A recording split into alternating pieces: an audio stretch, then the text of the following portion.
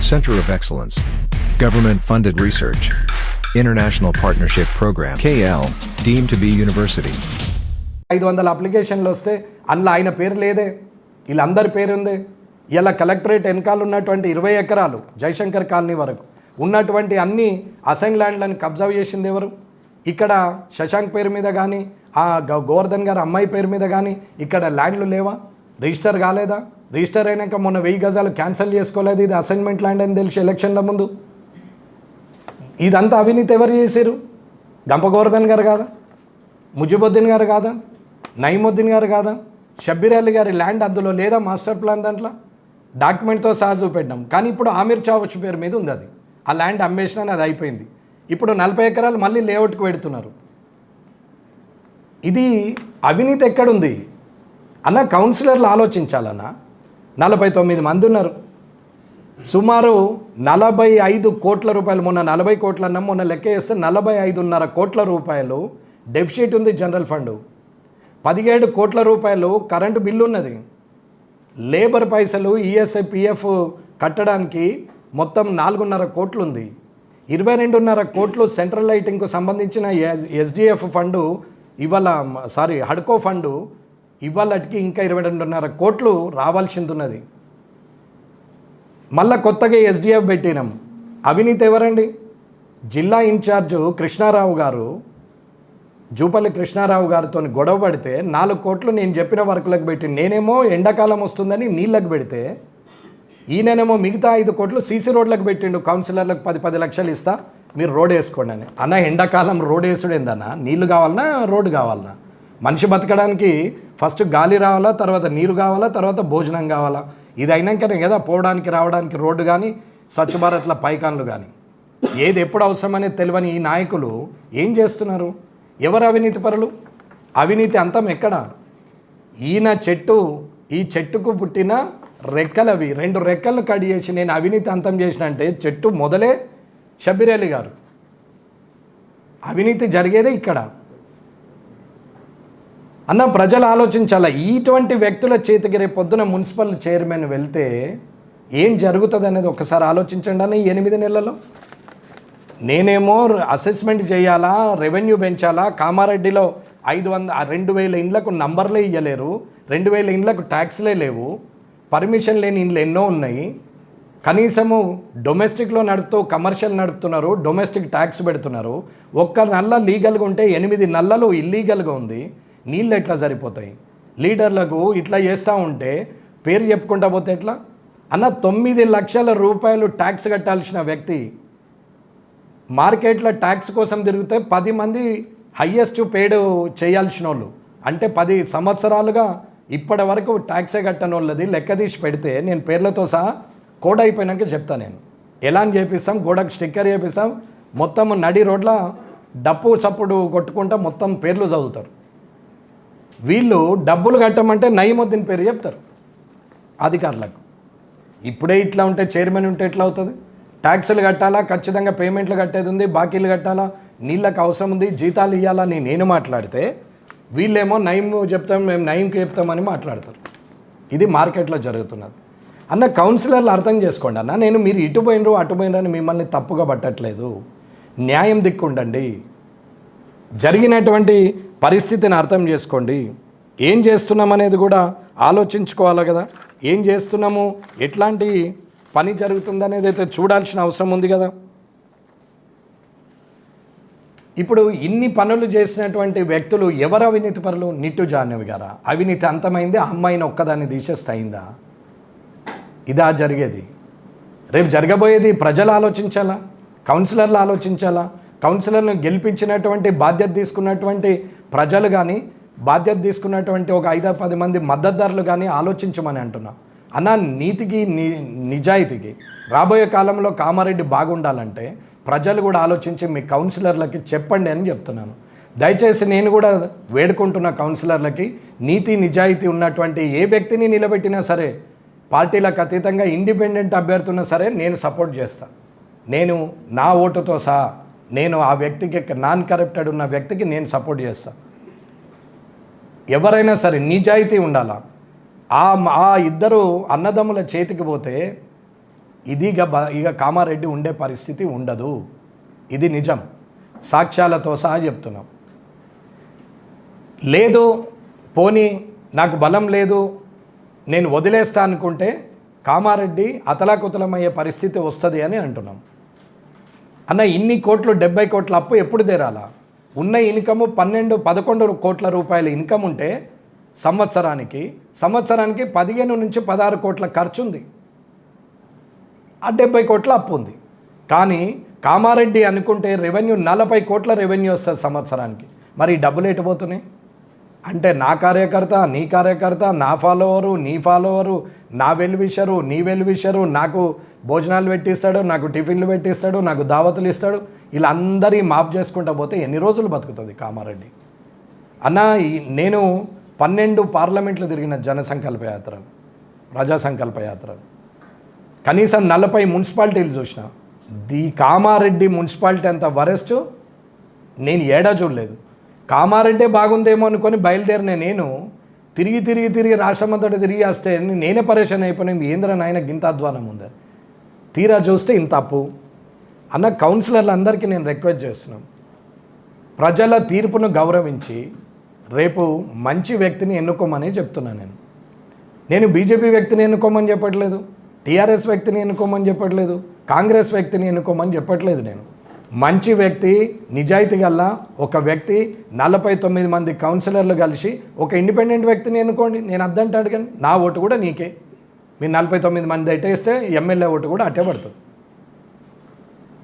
అంతేగాని మనం ఏం ఆలోచిస్తున్నాం అనేది ఒక్క నిమిషం అర్థం చేసుకోకపోతే ఎట్లానా? ఎక్కడిది అవినీతి అంతం చెప్పండి, ఎక్కడైంది? చెట్టు ఫలాలని చెప్తారు వీళ్ళు. 8, 4, 12 అయినరు. మళ్ళీ మిగతా 27 మందిలో మళ్ళీ 15 మంది బీఆర్ఎస్ నుంచి మళ్ళీ కాంగ్రెస్కి వచ్చారు. ఇప్పుడు వీళ్ళందరూ కలిసి 27 మంది అయ్యారు. ఈ 27 మంది నో కాన్ఫిడెన్స్ మోషన్ చేశారు. నిట్టు జాహ్నవి గారి మీద నో కాన్ఫిడెన్స్ మోషన్ చేశారు. సరే, అధికారం ఉంది, రాజ్యాంగం రాసింది ఉంది, ప్రజాస్వామ్యంలో అవకాశం ఉంది, మీరు చేస్తున్నారు. అవినీతి అనే ఒక మంత్రం మీద చేస్తున్నారు.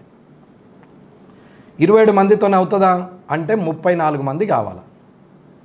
34 మంది అంటే ఎమ్మెల్యే ఓటుతోని, ఎక్సఫిషియో ఓటుతోని 50 ఓట్లు. 50 ఓట్లలో 33 మంది మూడో భాగం మనుషులు ఉండాల్సిందే. 34 మంది కావాలి. ఈ 34 మంది ఎట్లయితారు అని అంటే 27 మందే ఉన్నారు మరి కాంగ్రెస్లో జాయిన్ అయిన వాళ్ళు. తిరిగి టీఆర్ఎస్లో ఉన్నటువంటి 10 మంది అవిశ్వాస తీర్మానంలో పాల్గొని 37 మందిగా కలిసి నిట్టు జాహ్నవి గారిని తీసేశారు. సరే, అవినీతి చేశారని తీసేశారు, పర్వాలేదు. మరి ఇక్కడ పార్టీలు చూస్తున్నారా, పోనీ ప్రజల్ని చూస్తున్నారా, లేదా మూడో అంశం అభివృద్ధిని చూస్తున్నారా, 4వ అంశం స్వలాభాపేక్ష చూస్తున్నారా? ఈ 4 అంశాల్లో క్లారిటీ రావట్లేదు. పర్వాలేదు, 37 మంది చేశారు. నిట్టు జాహ్నవి గారు అయిపోయింది. సరే, అవిశ్వాసము నెగ్గింది, ఆమెను తీసేసినట్టు గజెట్ మొన్న రిలీజ్ అయింది. తర్వాత 4 రోజులకు ఎలక్షన్ 15వ తారీఖు నాడు ఇవ్వడం జరిగింది. ఈ రాబోయే 15కు చైర్మన్ ఎలక్షన్ ఇచ్చారు. ఆ రోజు ప్రభుత్వంలో ఉన్నటువంటి ఒక వ్యక్తి అవినీతి అంతమైంది, ఇదే పాత్రికేయుల సమక్షంలో అవినీతి అంతమైంది, వీడికెళ్ళి నీతివంతమైన పాలన అందిస్తామన్నారు. ఎవరు అవినీతి పరులు? ఇది ప్రశ్న. ఎవరు? నిట్టు జాహ్నవి గారు ఒక్కరే అవినీతి పరుల? నిట్టు జాహ్నవి గారు అవినీతి, ఆమె ఒక్క ఆమెను తీసేస్తేనే అవినీతి ఆగిపోయిందా? పోనీ ఆ అమ్మాయి అవినీతి చేసినటువంటి ఏమన్నా సాక్ష్యాలు ఉన్నాయా? నోటి మాటనేనా, జమా ఖర్చేనా, లేకపోతే కాయిదాలు ఏమన్నా ఉన్నాయా? అంటే ఎక్కడనన్నా ఉండని ప్రభుత్వం ఎటుంటే అటు మేము మారిపోతే ఎవరినైనా తీసేయచ్చు అంటారు. పాపము ఇందులో కౌన్సిలర్లది ఏం తప్పు లేదన్న, మళ్ళీ చెప్తున్నాను, కౌన్సిలర్లది ఏ తప్పు లేదు. ఈ 49 మందికి మాస్టర్ ప్లాన్ విషయంలో ఏమాత్రము తెలియకుండా తీర్మానం ఎట్లాగైతే జరిగిందో ప్రతిదీ అట్లాగే చేస్తూ పోతున్నారు. వీళ్ళకి అర్థం కావట్లేదు, తెలియట్లేదు, అసలు ఎవరి వల్ల నష్టమవుతుంది, ఎవరు అవినీతి పరులు, ఎక్కడ అవినీతి జరుగుతుంది అనేది వాళ్ళకి తెలియదు. కాబట్టి గౌరవ కౌన్సిలర్లు అందరికీ కూడా ఈ పార్టీ ఆ పార్టీ అని కాదన్నా, నేను నా మనస్ఫూర్తిగా చెప్తున్నా, మీకు అర్థం కావాలా, మీకు ఓట్లేసినటువంటి ప్రజలకు అర్థం కావాలా, లేదా మీకు మద్దతు పలికి ప్రతి వార్డులో ఒక 5-10 మందో నిలబడి గెలిపించినటువంటి వ్యక్తులు ఉంటారు ప్రతి ఒక్క వ్యక్తికి, నాతో సహా. నేను గెలవడానికి కూడా నాకు 40 మంది కారణమని 100 సార్లు చెప్పినాం.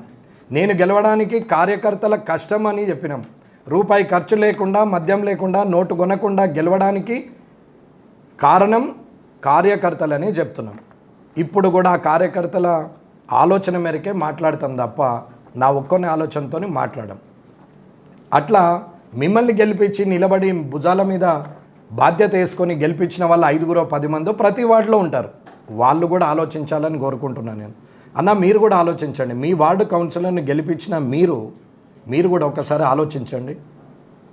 ఏం జరుగుతుందో ఒక్కసారి ఆలోచించి, గెలిపించడం మట్టుకే మీ బాధ్యత కాదు. గెలిపించిన తర్వాత గెలిచినటువంటి వ్యక్తి సరైన మార్గంలో ప్రయాణం చేస్తున్నాడా లేదా, ప్రజల కోసం ఉన్నాడా లేదా, నిలబడ్డా లేదా అనేది కూడా మనం గెలిపించిన వాళ్ళు ఆలోచించాల్సిన అవసరం ఉంది.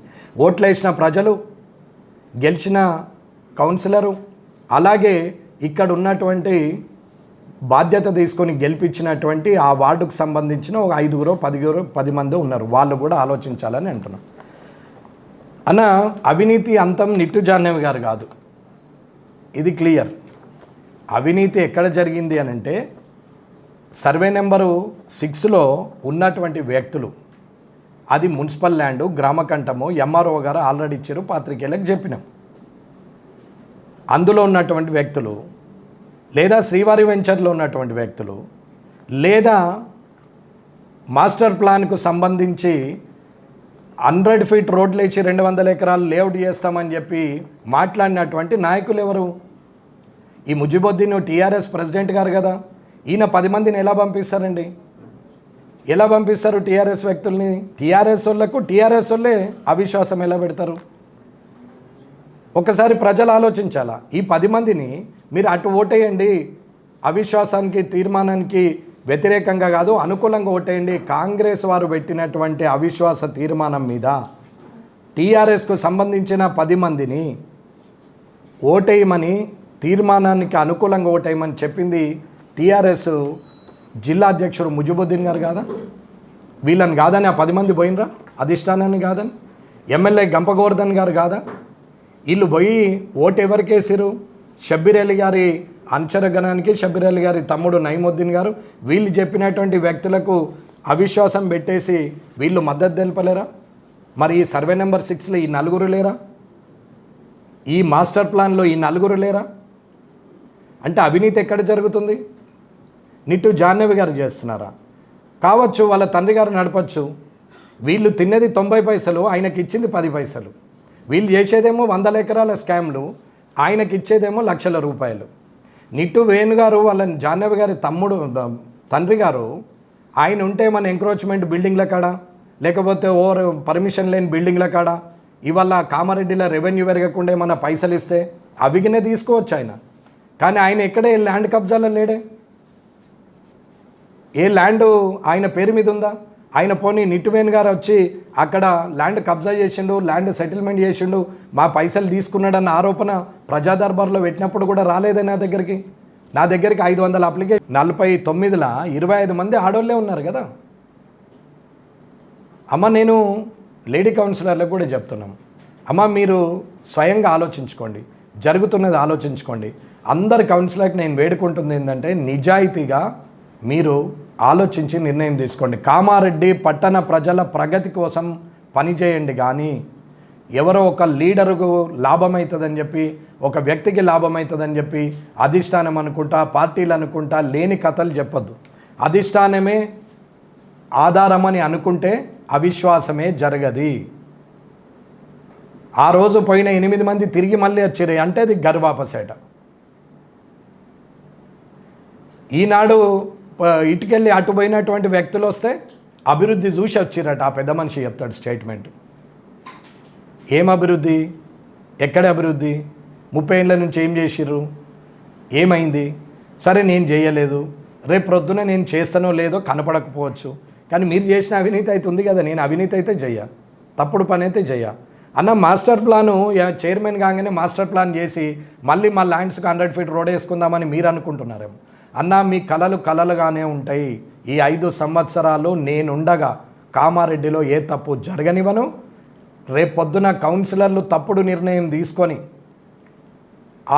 ఆ చెడు చేసే అవినీతి పరుల సంకన చేరినా, అవినీతి పరుల చేతిలో మున్సిపల్ను పెట్టినా, ఈ 49 మంది కౌన్సిలర్లు కలిసి ఆ అవినీతి పరుల చేతిలో పెట్టినా నేను యుద్ధం చేయడానికి సిద్ధంగా ఉన్నా. నేను ఏమీ లేనప్పుడే ఊరుకోని వ్యక్తిని. ఇవాళ ఈ నియోజకవర్గానికి ఎమ్మెల్యేగా ఉన్నప్పుడు అసలే ఊరుకునే వ్యక్తిని కాదు. అలా ఇంత డెఫిసిట్ ఉన్నటువంటి ఈ మున్సిపాలిటీని తిరిగి అవిశ్వాస తీర్మానం పెట్టేది. ఇవాళ డ్రాట్ వస్తున్నది, వేడి 43-44 డిగ్రీలకు వచ్చింది. ఇవాళ నీటి సమస్య విపరీతంగా ఉంటుంది. దాని మీద యాక్షన్ ప్లాన్ చేయాలంటే అవిశ్వాస తీర్మానం మీద ఉన్న ఇంట్రెస్టు, చైర్మన్ ఎన్నిక మీద ఉన్నటువంటి ఇంట్రెస్టు, ఇవాళ ప్రజల సమస్య మీద లేని పరిస్థితికి వస్తే రేపు ప్రొద్దున మీరు ఎట్లా గెలుస్తారన్నా మళ్ళీ తిరిగి రెండోసారి కౌన్సిలర్లు? అర్థం చేసుకోండి, ఒక్కసారి అర్థం చేసుకోండి అన్న. నేను మిమ్మల్ని తప్పు పట్టట్లేదన్నా, మీరు తప్పుగా అర్థం చేసుకోవద్దు. ఆలోచించి నిర్ణయం తీసుకోండి అన్న. మీరు నేను ఫలానా వ్యక్తికి వేయమని నేను అనట్లేదు. ఆ 2 అన్నదమ్ముల చేతికి మున్సిపల్ పోయిందా 100% నష్టమవుతుంది. ఇప్పుడే మొదలైంది. పోయి సైట్ల మీద బెదిరించుడు, కాంపౌండ్ వాళ్ళు గులగొట్టుడు, ముసలోళ్ళని బెదిరించుడు, పోలీసుల దగ్గరికి పోయి మళ్ళీ ఉల్టా కేసులు పెట్టుడు. అన్న కోడ్ ఉందని ఊరుకుంటున్నా కానీ పోలీస్ స్టేషన్ దాకా కూడా వస్తా. ఎమ్మెల్యే పోలీస్ స్టేషన్కి వద్దనేది ఏమీ లేదు. తప్పు జరిగి తప్పుడు ఎఫ్ఐఆర్ అయితే పోలీస్ స్టేషన్కి వచ్చి కూర్చుండి మాట్లాడే పరిస్థితిలో ఉంటుంది. అన్న కోడ్ అయిన మరుక్షణం మే 14వ తారీఖు నుంచి క్యాంప్ ఆఫీస్కు సమస్య వచ్చిందని ఎవరు రారు. సమస్య ఏడుంటే ఆడికే ఎమ్మెల్యే పోతాడని చెప్తున్నా. నేను మాత్రం విడిచే వ్యక్తిని కాదు. మీరు అనుకున్నంత అలకగా ఉండదు. తప్పు జరిగితే ఇడిచే ప్రసక్తే లేదు. 5.5 ఏళ్ల కింద రమణారెడ్డి ఏం మాట్లాడిండో ఇప్పుడు అదే మాట్లాడతాడు, ఇంకా 5 ఏళ్ల తర్వాత కూడా అదే మాట్లాడతాడు. తప్పు ఎక్కడ జరిగితే తప్పు చేసిన వ్యక్తి ఇంటికి కూడా వెళ్తా, అక్కడే పరిష్కారం అవుతుంది అని చెప్తున్నా. తప్పు చేయాలని అనుకున్నటువంటి వ్యక్తులు ఆలోచించుకోవాల్సిన అవసరం ఉంది. ల్యాండ్ కబ్జాల మీద కామారెడ్డి పట్టణ ప్రజలు కానీ కామారెడ్డి నియోజకవర్గ ప్రజల మీద ఎలాంటి ఒత్తిడి తెచ్చినా ఊరుకునే ప్రసక్తి లేదు. ఆ సార్ ఉన్నాడు, ఈ సార్ ఉన్నాడు, ఆ అన్న ఉన్నాడు, ఈ అన్న ఉన్నాడు, అంత మావోలే, ఈ సిఐ మావాడు, ఆ సిఐ మావాడు, ఆ ఎస్ఐ మావాడు, ఈ ఎస్ఐ మావాడు, ఆ లీడర్ మావాడు, ఈ లీడర్ మావాడు అని అనుకుంటురేమో కానీ తప్పు చేసిన వ్యక్తి వెనుక సైన్యం ఉన్నా, పోలీసు డిపార్ట్మెంట్ ఉన్నా, రాజకీయ పార్టీ ఉన్నా ఇడిచే ప్రసక్తే లేదు. ఇది వెంకటరమణారెడ్డిగా చెప్తున్నా. నేను కామారెడ్డికి మట్టుకు ఎక్కడ అన్యాయం జరిగినా ఊరుకోను. కాబట్టి దయచేసి ఫైనల్గా నేను కౌన్సిలర్లను, వాళ్ళని గెలిపించినటువంటి మద్దతు చేసి గెలిపించినటువంటి వ్యక్తులను, అట్లాగే ఆ వార్డు ప్రజలను నేను చేతులెత్తి మరీ మొక్కుతున్నా. అన్న, ఇది మన కామారెడ్డి, మనం కాపాడుకోవాలా. ఇది మన కామారెడ్డి, మనం కాపాడుకోవాలా. నీతి నిజాయితీ ఉన్న వాళ్ళని తీసుకోవాలా. ఈ 6 నెలలు దాన్ని రక్షించగలిగితే ఖచ్చితంగా కామారెడ్డి అనుకొని అభివృద్ధి చెందుతుందని చెప్తున్నాను. ఇది నాకేంటి, ఓటేసే వరకు నాది బాధ్యత, ఓటు అయిపోయింది కాబట్టి నాది ఏమి లేదని ఓటర్లు అనుకోవద్దన్న. గెలిపించినప్పుడు నేనుండి గెలిపించిన కానీ ఆయన నేను ఉండుడికే గెలిచిండు, లేకుంటే గెలవడనుకున్నటువంటి వ్యక్తులు కూడా ఇవాళ వెళ్ళి ఒక్కసారి మాట్లాడి చూడండి కౌన్సిలర్లతో. నేను మాట్లాడిన దాంట్లో ఏదన్నా తప్పు ఉంటే ఆలోచించండి. దయచేసి ఎట్టి పరిస్థితులలో మీరు ఈ కౌన్సిలర్ల నిర్ణయాలని మీరు మార్చి మంచి వ్యక్తిని ఎన్నుకునే పరిస్థితికి తీసుకురావాలా. ఏ వ్యక్తి అవసరం లేదు, ఏ పార్టీ చేతిలో ఉండాల్సిన అవసరం లేదు. ఆలోచించి నిర్ణయం తీసుకోండి. కాబట్టి ఎట్టి పరిస్థితుల్లో కౌన్సిలర్లను మరొక్కసారి వేడుకుంటున్నా, నిర్ణయం తీసుకోండి అన్న, సరైన నిర్ణయం తీసుకోండి. మీరు 49 మంది ఉన్నారు. మాస్టర్ ప్లాన్ అప్రూవల్ అయింది కూడా మీకు తెలియదు. మీరు 49 మంది ఉన్నారు. ఇందులో 70 కోట్ల అప్పు ఉందనేది కూడా మీకు తెలియదు. 45 కోట్లు జనరల్ ఫండ్ ఉన్నది అనేది, జనరల్ ఫండ్ అప్పుగా ఉన్నది అనేది కూడా మీకు తెలియదు. ఇందులో ఎంత ఖరాబ్ చేశారు, ఏమేమి లేఅవుట్లు చేశారు, అనాథరైజ్డ్ ఎన్ని చేశారు, గవర్నమెంట్ అసైన్డ్ భూములలో లేఅవుట్లు ఎన్ని చేశారు, ప్రజలకు ఎన్ని ప్లాట్లు అమ్మినరు అనే లెక్క కూడా 49 మంది కౌన్సిలర్లకు తెలియకుండా ఖాళీ మీటింగ్లో ఒక ఉత్సవ విగ్రహాలను చేసినట్టు కౌన్సిలర్లను చేసి నడిపించినటువంటి ఈ వ్యక్తులు గారా ఇప్పుడు ఉన్నోళ్ళు? ఈ 4-5 కాదా? ఎక్కడ చైర్మన్ గారిని ముందట పెట్టి చైర్మన్ను తీసినంత మాత్రాన అవినీతి అయిందని అంటున్నారు? ఈ 4 లేరా? ఈ 4 లేకపోతే టీఆర్ఎస్ వాళ్ళు ఎట్లా పోయి మద్దతు తెలుపుతారు? టీఆర్ఎస్ చైర్మన్ మీద టీఆర్ఎస్ వాళ్ళే కాంగ్రెస్కు మద్దతు తెలిపి దించేస్తారా? ఇవాళ ఇదే టీఆర్ఎస్లో ఉన్నారు, కాంగ్రెస్లో జాయిన్ అవుతారా? ఇదే కాంగ్రెస్లో ఉన్నోళ్ళు అప్పుడు టీఆర్ఎస్లో జాయిన్ అవుతారా? ఏమన్నా ఆలోచించి ఒక్కసారి నిన్నేంది పోని మీకు చెప్పి చేస్తున్నారు, మీకు గౌరవం ఇచ్చారంటే ఒప్పుకుంటా. అన్న మీరు ఇప్పుడు పెంక మీద ఉన్నారు, డైరెక్ట్గా పొయ్యిలో పడుతున్నారన్న మాడిపోతారు కౌన్సిలర్లు అని చెప్తున్నా. నేను చెప్పిన ప్రతి మాట ప్రతిసారి నిజమైంది, మీరు అర్థం చేసుకోమని చెప్తున్నా కౌన్సిలర్లు అందరికీ. దయచేసి 15వ తారీఖు నాడు స్వచ్ఛమైన వ్యక్తికి ఓటేసి ఖచ్చితంగా ఏ పార్టీ చేతిలో ఉండాల్సిన అవసరం లేదు. అలాగా అవినీతి పరులకు మూలమైనటువంటి ఆ వ్యక్తుల చేతిలో అసలు ఉండడానికి వీల్లేదు. అది మీరు ప్రజలు కూడా ఒత్తిడి తేవాలా, ఆ మద్దతు తెలిపిన వ్యక్తులు ఒత్తిడి తేవాలా, కౌన్సిలర్లు ఖచ్చితంగా ఆలోచించాలని సవినయంగా వేడుకుంటున్నాను. జై హింద్, జై భారత్. మరిన్ని వీడియోస్ కోసం ఛానల్ ని సబ్స్క్రైబ్ చేయండి, లేటెస్ట్ అప్డేట్స్ కోసం వాట్సాప్ ఛానల్ ని ఫాలో చేయండి అండ్ లింక్ డిస్క్రిప్షన్ లో ఉంది.